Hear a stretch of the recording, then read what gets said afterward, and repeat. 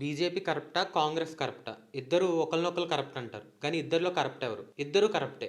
ఇది నేను చెప్పింది కాదు. హైకోర్టే బీజేపీ కరప్ట్ అని చెప్పి కన్విక్ట్ చేసింది. బీజేపీ ఎఫ్సిఆర్ఏ రూల్స్ని బ్రేక్ చేసి ఫారిన్ కంపెనీస్ నుంచి ఫండింగ్ తీసుకుంది అని చెప్పి హైకోర్టు కన్విక్ట్ చేసింది. దాని యొక్క పనిష్మెంట్ ఏంటంటే హెడ్ ఆఫ్ ద పార్టీ యొక్క ఇంప్రిజన్మెంట్, అంటే జైల్లో వేయాలి. అప్పుడు అపోజిషన్లో ఉన్న కాంగ్రెస్సే కనుక స్ట్రాంగ్ అయి ఉంటే ఆ లాని ప్రొటెక్ట్ చేస్తూ పనిష్మెంట్ పడేలా చేయాలి. కానీ అది జరిగిందా? ఏ లా అయితే బీజేపీ బ్రేక్ చేసిందో అదే లాని కాంగ్రెస్ కూడా బ్రేక్ చేసింది.